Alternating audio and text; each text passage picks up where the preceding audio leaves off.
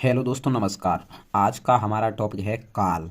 काल किसे कहते हैं, काल कितने प्रकार के होते हैं, काल की परिभाषा क्या है, ये सब आज हम जानने वाले हैं।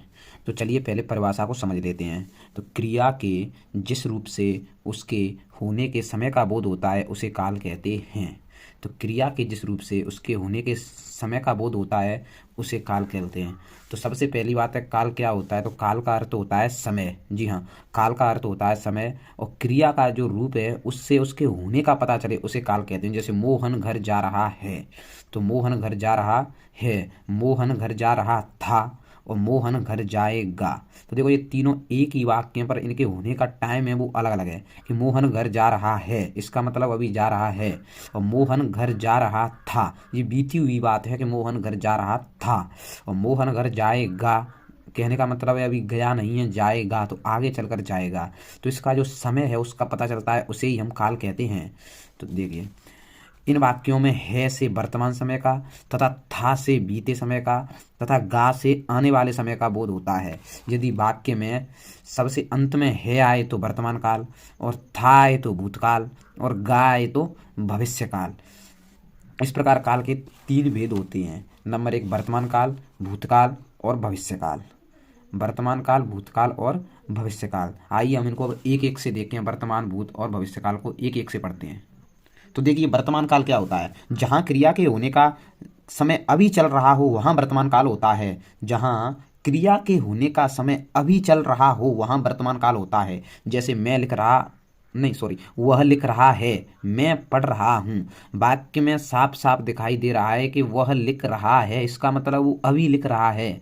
मैं पढ़ रहा हूँ, मैं अभी पढ़ रहा हूँ, तो होने का समय है वो अभी चल रहा हो वहां वर्तमान काल होता है। चलिए भूतकाल की तरफ।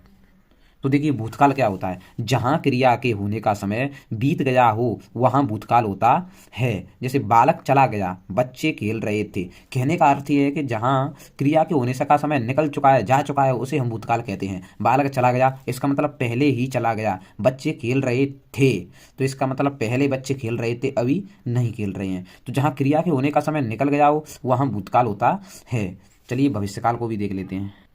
तो भविष्यकाल क्या होता है। जहां क्रिया के होने का समय आगे आने वाला हो वहां भविष्यकाल होता है। जैसे मैं किताब पढ़ूंगा, मोहन खाना खाएगा। तो मैं किताब पढ़ूंगा, इसका मतलब मैंने अभी तक पढ़ी नहीं है और अभी पढ़ भी नहीं रहा हूं। मैं किताब पढ़ूंगा कहने का तात्पर्य आगे चलकर पढ़ूंगा। मोहन खाना खाएगा, तो मोहन अभी खाना खा नहीं रहा है और खाया नहीं है। मोहन खाना आगे खाएगा, आगे आने वाले समय में खाएगा। तो ये तीनों काल हो चुके हैं। और इनकी एक और ट्रिक आपको बता दूं कि जहां वाक्य में है आए वहां होता है आपका वर्तमान काल, वर्तमान काल।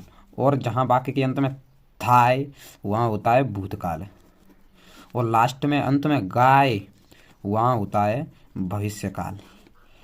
तो कहने का मतलब ये है कि वाक्य के अंत में अगर है तो वर्तमान काल, था है तो भूतकाल, गा है तो भविष्य काल। पहले वाक्य को पढ़कर देख लेना है। अगर इनमें से तीनों आ गए, है, था या गा, तो इसके हिसाब से हो जाएगा। ऐसे है आ गया तो वर्तमान काल, था आ गया तो भूतकाल और गा आ गया तो भविष्य काल। अगर है, था या गा नहीं है तो वाक्य को पढ़कर समझें कि यह बात कब की है, निकले हुए समय की है, या अभी चल रहा है उस समय की है, या आगे आने वाला है उस समय की है। तो आशा करता हूँ ये काल आपकी अच्छी तरह समझ में आ गई होंगे। दोस्तों, हमारे चैनल पर आपको हिंदी ग्रामर, इंग्लिश ग्रामर और गणित में लगभग सभी सभी टॉपिकों पर वीडियो मिलने वाली हैं। तो अगर आप छठवीं से लेकर 12वीं तक के छात्र हैं तो हमारे चैनल को सब्सक्राइब जरूर कर लीजिएगा।